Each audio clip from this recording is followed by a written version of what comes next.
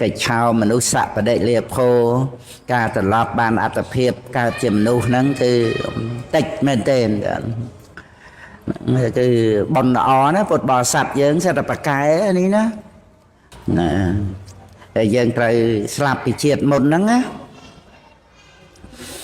តែកាលណាចិត្តសៅមងអបាយភូមិហើយជាប់ជំពាក់នឹងដីធ្លីផ្ទះសម្បែងទ្រព្យសម្បត្តិកូនចៅអីហ្នឹងការជាប់ជំពាក់ហ្នឹងគឺបើកឱកាសដល់អកុសលកម្មជាបច្ច័យឲ្យបដិសន្ធិជាប់ជំពាក់កូនចៅទ្រព្យសម្បត្តិអីខ្លះក៏កប់កំណត់អីចឹងណាអតីតជាតិព្រះសរិបុត្រផងតែកើតជាពស់អតីតជាតិព្រះមហាមោគលានកើតជាកដោហ្នឹងហើយដោយសារកប់កំណត់40កោដ30កោដសម័យពុទ្ធកាលមើលវិខលោកកើតជាចៃនៅនឹងចៃវរដោយសារចិត្តសៅមងនៅពេលអស់ជីវិតអត់បានពិចារណាក្នុងចៃវរបច្ច័យហ្នឹងហ្នឹងហើយលោកទៅតែធ្វើហើយពីល្ងាចហ្នឹងណាហើយសបាយចិត្តថាស្អែកនឹងបានប្រើប្រាស់ចៃវរហ្នឹងហើយយ៉ាងទៅក៏ស្រាប់តែមានរោគមកដល់វឹបទៅក៏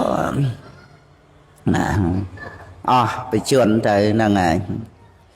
នឹងច្រើនណាដែល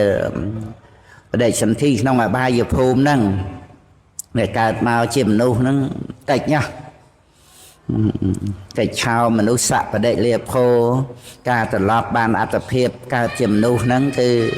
តិចមែនទេគឺបុណ្យល្អណាពុទ្ធបរិស័ទយើងសិតតែប្រកែនេះណាហ្នឹងហើយយើងមើលទៅយើងនឹករលឹកឃើញព្រះពុទ្ធអង្គសម្ដែងនៅក្នុងបៃដកលេខ31អ្នកខសិខសូត្រដែលកើតមកជាមនុស្សហ្នឹងដូចធូលីនឹងចុងព្រះអ្នកខព្រះអង្គណាទៅអបាយភូមិដូចធូលីលើផែនដីហ្នឹងហើយយើងមិនបានគិតដឹងអីទេតែព្រះពុទ្ធអង្គសម្ដែងមកព្រះសង្គីតិកាចារប្រសង់ខំថែរក្សាមក